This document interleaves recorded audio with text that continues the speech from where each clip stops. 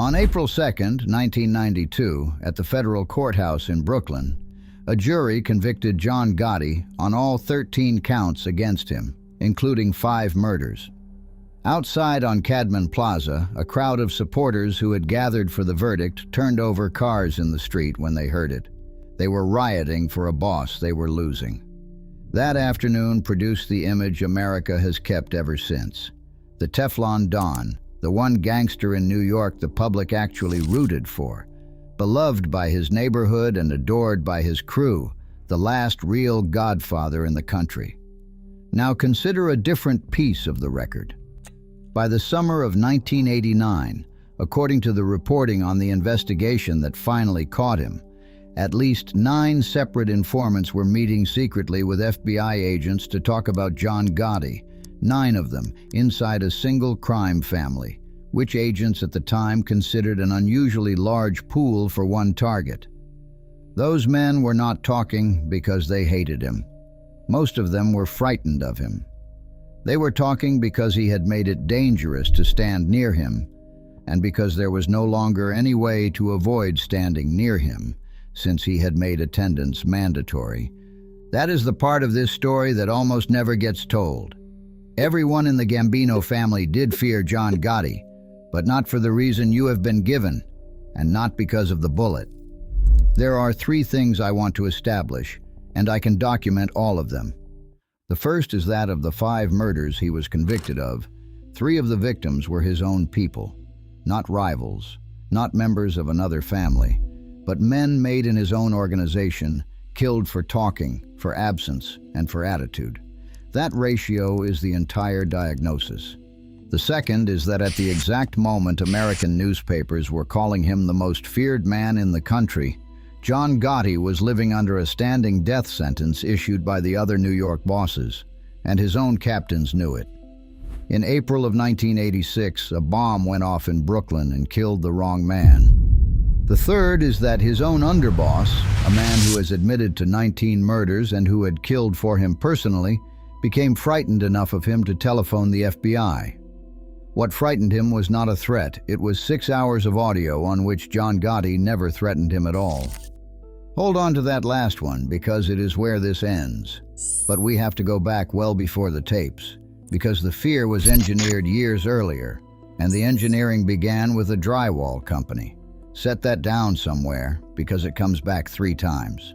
The first thing worth clearing away is the easy explanation, which is that the Gambino family feared John Gotti because he was the most violent man in New York. The numbers do not support it. Paul Castellano, the man Gotti killed, is remembered as a soft businessman of a boss who cared more about meat distribution than bloodshed, and he was facing 25 murder counts in a federal case when he died. Under his rule, a crew operating out of Canarsie ran a body count that investigators eventually estimated in the dozens. Vincent Gigante, the boss of the Genovese family across town, was feared so thoroughly that men would not say his name out loud and would touch their chin instead. He avoided telephones, gave orders through trusted messengers so that nothing could be recorded, and spent years walking around Greenwich Village in a bathrobe so that nobody could establish with certainty that he was running anything.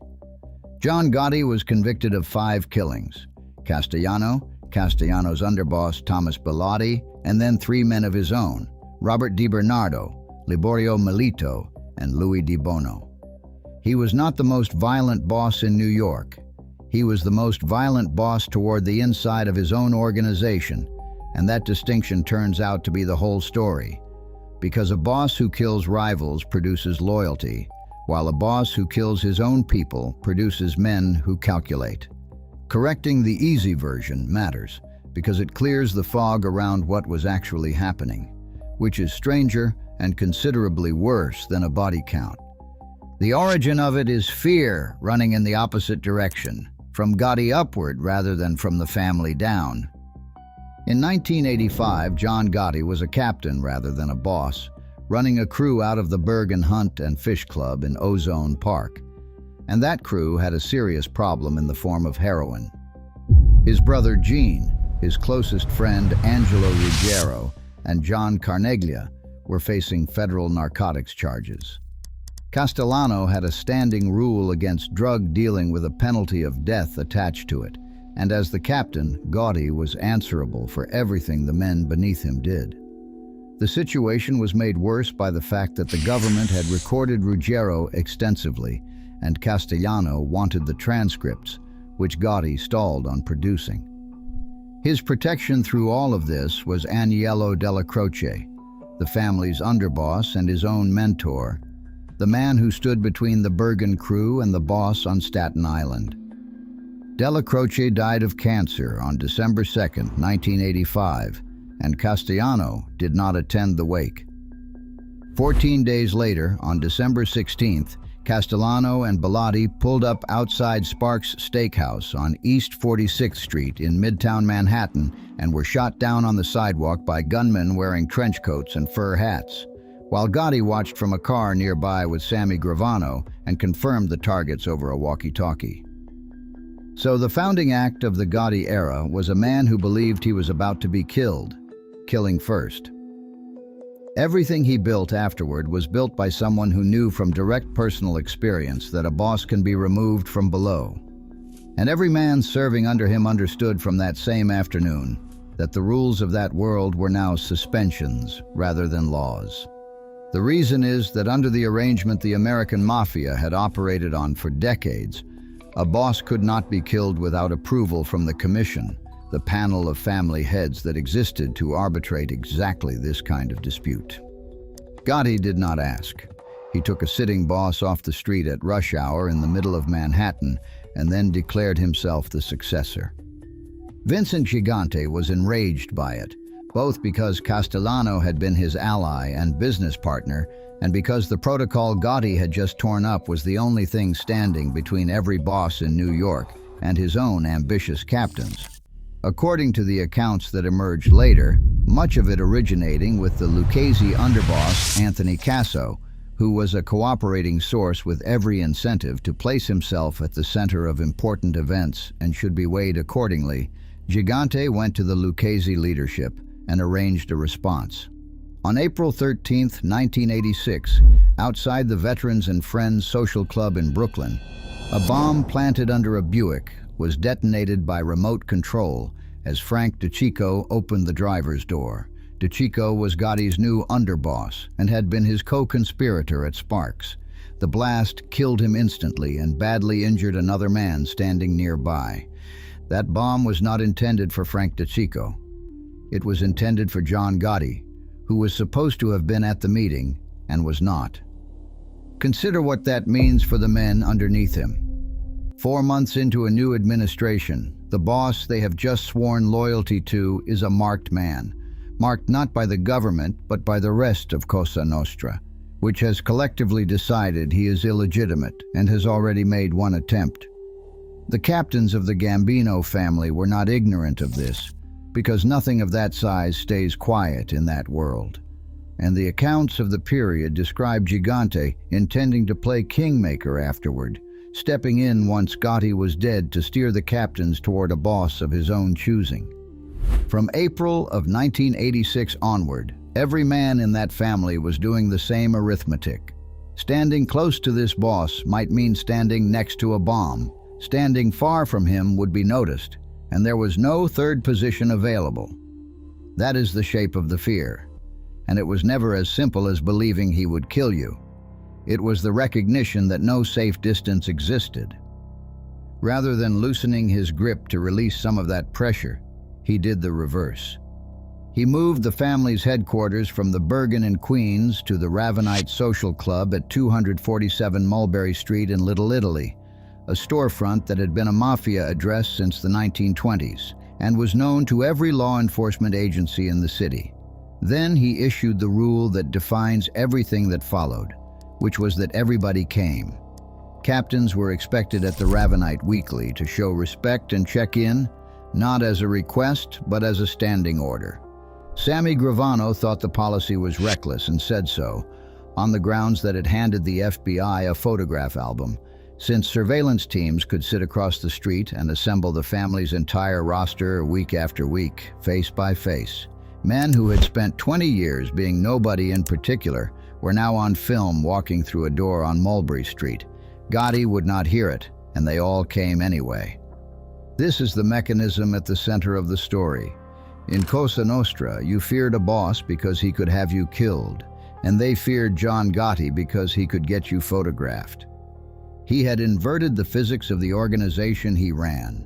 The entire value of that world to the men inside it was invisibility, the ability to earn without existing on paper anywhere, and what Gotti required was that they become visible on a fixed schedule at a fixed location indefinitely, as a demonstration of personal loyalty to him. Refusing was not an available option, because the refusal itself was the offense, which brings the drywall back for the first time. In June of 1986, 2 months after the car bomb, while Gotti himself was in jail on a separate case, a MAID member named Robert DiBernardo was killed. DiBernardo was not a threat in any conventional sense. He was an earner, a pornography distributor, and one of the very few men ever inducted into that world without having killed anyone. He had no crew of his own to move with, and Gravano, who carried out the order, later wrote that he could not understand how DiBernardo could possibly menace Gotti's leadership. The instruction came through Angelo Ruggiero, who at that point was the only member permitted to visit Gotti in jail. The charge was that DiBernardo had been talking behind the boss's back, and Gravano obeyed because he believed Ruggiero would never dare invent an order attributed to the boss. DiBernardo was lured into the basement offices of Gravano's drywall company on Stillwell Avenue in Bensonhurst, and his body has never been found. 4 years later, in his own voice on a federal recording, Gotti described it himself. He said he was in jail when it happened, that he knew why it was being done, and that he allowed it to be done anyway on Sammy's word that the man had talked behind his back. That sentence is the clearest window into the interior life of that family that exists anywhere in the record. The offense was talking, the evidence was one man's say-so, the boss was not even in the building, and a MAID member of the Gambino crime family was erased from the earth. If you were a captain in that organization in 1986 and you learned how DiBernardo died, and all of them learned, the lesson available to you was not that you should avoid crossing the boss. The lesson was that your survival depended on what somebody said about you in a room you were not in, which is a fundamentally different category of fear, because there is no way to manage it through good behavior. There is nothing to comply with. That same year, Liborio Milito was killed, one of Gravano's own partners, for insubordination. And then there was Louis Di Bono, whose offense was almost small enough to be funny, which is exactly the point. He had been summoned to see Gotti and had not come. There was a dispute over a drywall business he held with Gotti and Gravano, and Di Bono had failed to appear at the Ravenite. In December of 1989, in a room above that club, Gotti explained the reasoning to his consigliere Frank Locascio, saying plainly that the man was going to be killed because he had ignored a call-in. Locascio, on that same recording, was floating a settlement in which Di Bono would hand over a large sum of cash the following day, and the whole thing would be smoothed over, and Gotti said he would not take it. Louis Di Bono was shot to death roughly 10 months later in a parking garage beneath the World Trade Center, and the reason he died was that he had not shown up. Everything I have described about the interior of that family comes from a single source, and it is time to name it properly, because the source is the reason any of this can be told at all. The FBI had bugged the Ravenite itself in the late 1980s and gotten nothing usable because Gotti was careful inside the club. Informants eventually told agents that when he had something serious to discuss, he would leave, either through a side door into the building's hallway or up the stairs. Up the stairs was an apartment belonging to Nettie Sorelli, the elderly widow of a Gambino soldier, a room Della Croce had used before him, and which Gotti treated as the safe room. Over the Thanksgiving weekend of 1989, while Mrs. Sorelli was in Florida, an FBI technical team went in and wired her living room. They recorded roughly 600 hours of conversation, of which about 6 hours were played at trial. 6 hours out of 600 was sufficient to convict the boss of the Gambino crime family of 5 murders and to put his consigliere away for life. What those tapes reveal about the nature of the fear inside that organization is not really the murders. It is the routine administrative business. On January 4th, 1990, in that apartment, with Gravano and Locascio present, Gotti ran through candidates for induction and said he wanted men who had done more than killing. Consider what that standard implies about the organization he was running, which is that killing had become the baseline qualification, and the bar for advancement now sat somewhere above it. In the same conversation, he said something that explains the entire structure. He said that the following day he wanted all the skippers called in, meaning the captains, and that he was going to tell them he was the representante until he said different. Until he said different. Not until the commission ruled otherwise, not until the family voted, not for any fixed term. He was announcing that he had made himself permanent, and that he intended to assemble every captain in one place to hear it, which is a man abolishing every mechanism by which anyone beneath him could ever legitimately object. And it exists on a federal recording in a widow's living room, because he had already abolished the mechanism by which anyone beneath him could tell him he was being reckless. There is another fragment from that same January, captured on the hallway bug, in which Gotti instructs that a message be carried to a man who had opened a card game where he should not have. The message names Gotti himself in the third person and promises to take the man's head off. It is theatrical to the point of comedy, but the form of it is worth noticing, because he is not threatening the man directly. He is issuing a threat to be carried by a subordinate to a third party with his own name inside it, because by then, the name was the weapon. That is a boss who had discovered that fear of him could be transmitted through other people, and who had stopped noticing that anything transmitted can also be recorded. This is where the arithmetic finally turns, because the men serving under him were not frightened fools. They were professional criminals with an extremely refined sense of exposure, and they could see the shape of what was developing. They were required to appear weekly at a known Mafia address under permanent surveillance. Their boss talked constantly in his own voice about crimes committed and crimes intended. He courted photographers, wore the suits, and gave the press a nickname to work with. Gravano has described an evening when a couple in a restaurant stared and whispered, and Gotti's reaction was not concern about security, but satisfaction that he had a public. A boss with a public is a boss who generates a record, and by 1989, 9 men inside his family were talking to the FBI. I want to be precise about that number, because 9 informants does not mean 9 cooperating witnesses prepared to testify. It means 9 sources having quiet conversations with agents, some for leverage, some for money, some out of a calculation about which direction things were heading, and their identities have never all been made public. But the figure itself is the tell, because it describes an organization in which a meaningful share of the leadership had privately concluded that the boss was going to sink them and had begun building lifeboats. They feared him far too much to say any of it to his face, so they said it to the government instead. Which brings us to Sammy Gravano. On the evening of December 11th, 1990, FBI agent Bruce Mao sat in an apartment on Mulberry Street with binoculars, watching men arrive for the weekly call-in. Gravano came in from Brooklyn, where he had been keeping his head down, because Gotti insisted that everyone attend. At around 6:51 that evening, Gotti pulled up in a Mercedes. Mao spoke 3 words into a walkie-talkie, and an arrest team went through the door of the Ravenite.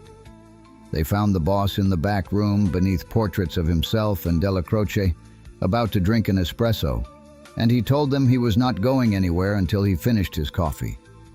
Gotti, Gravano, and Locascio were all held without bail, and prosecutors succeeded in having Gotti's longtime attorneys Bruce Cutler and Gerald Shargle disqualified from the case on the argument that they were too entangled in the enterprise to defend it. Then, in the Metropolitan Correctional Center, awaiting trial alongside his own underboss, John Gotti did the single most destructive thing of his career. He would not let Gravano hear the tapes. His underboss and co-defendant, facing the identical life sentence, asked to listen to the recordings the government intended to use against them both, and the boss told him no. Gravano has described what went through his mind at that point many times over 3 decades, and while the wording shifts, the substance stays consistent. He had been fine until then and had no intention of cooperating, but a man who will not let you hear the evidence against you has already decided what that evidence is going to say about you. Eventually, he heard it, and what was on the tapes was not a threat, but a portrait. Gotti talking to Locascio in Mrs. Cirelli's living room, complaining that every time he turned around, another new company was appearing, in building, in consulting, in concrete, and asking where 5 new companies had come from. Gotti saying that Gravano had built an army inside an army, and that he did not need it. Read as a business complaint that is nothing at all. Read from inside a cell by a man facing life, it is a defense strategy, because the tapes were bad, and somebody was going to have to be the monster who seized the unions and killed all those people, while poor John Gotti lost control of him. Gravano's own account of the conversation that followed, which comes from an interested party who ultimately served 5 years for 19 murders and should be weighed exactly that heavily, is that he was told he would be the sacrificial lamb, that the boss would go free and the underboss would do the time. Gotti's son has always disputed that framing and has argued that Gravano was the one maneuvering, and that his father, unaware he was being recorded, was simply reacting to complaints reaching him about Gravano's greed. Both readings survive the tape, and I'm not going to pretend the record settles it. What is not in dispute is that on November 8, 1991, Salvatore Gravano fired his lawyer and signed on with the United States government, giving them the Castellano killing, Di Bernardo, Milito, Di Bono, and everything in between. He became the highest-ranking member of an American crime family ever to cooperate, and his testimony convicted Gotti and, over the following years, dozens more. Look closely at the mechanism that produced him, because it is the argument of this entire story. Gravano did not cooperate because he had stopped fearing John Gotti. He cooperated because he feared him precisely and accurately, having watched for 5 years exactly how this particular boss dealt with a man who had become inconvenient. He had personally carried out the Di Bernardo killing on the word of a third party, which meant he understood better than anyone alive that in this administration you did not actually have to do anything, because someone only had to say that you had. Sitting in that cell, listening to his own boss narrate him as a monster on a federal recording, Sammy Gravano applied the single rule the Gotti years had genuinely taught the Gambino family, which was that the most dangerous position available is the one nearest the boss. He had already seen where that ended, because he had rented the basement it happened in. So returned to the crowd on Cadman Plaza in April of 1992, the men chanting outside a courthouse and overturning cars for a boss going away forever, with the cameras taking all of it in. The public verdict on John Gotti has barely moved since that afternoon, and it is still the beloved Don, the last one who did it with style, the one his own people would riot for in the street. Set that against what the record shows was happening on the inside during those same years. A boss installed by an unsanctioned murder, which placed a commissioned death sentence on him within months and killed his underboss with a car bomb meant for him. 3 of his own made members erased, 1 for talking on the basis of hearsay while the boss sat in a jail cell, 1 for insubordination, and 1 for failing to attend a meeting. A standing order that every captain report weekly to a surveilled address in Little Italy, because loyalty now had to be performed on camera. A recorded declaration that he was the boss until he personally decided otherwise. 9 informants inside one family by the summer of 1989. 600 hours of tape out of a widow's living room. And an underboss who broke the oldest rule in that world: not out of greed and not out of cowardice, but as a survival calculation, having correctly worked out that his boss was preparing to hand him to the government. That is not the profile of an organization that loved a man. It is the profile of an organization that had lost the ability to disagree with him and had begun routing around him toward the FBI because there was nowhere else left to go. The part that is almost unbearable is that every rule John Gotti invented to guarantee that nobody could move against him is the reason a permanent record of him exists. He required attendance, which gave the FBI the roster. He required visibility, which gave them the faces. He required that everything run through him personally, which meant he had to say all of it out loud, and he said it in the one room he believed was safe, which was the room they had wired. Paul Castellano ran that family for a decade and left behind almost nothing. Vincent Gigante ran the strongest family in New York for a generation by never saying a name into a telephone. John Gotti ruled for 5 years and produced 600 hours of himself. The other bosses feared exposure. He mistook exposure for power, and the men underneath him, who understood the difference perfectly well, could do nothing about it except keep showing up on Tuesday nights to be photographed standing beside the most dangerous object in New York, which was never a gun and was never a bomb and was never even his temper. It was his voice.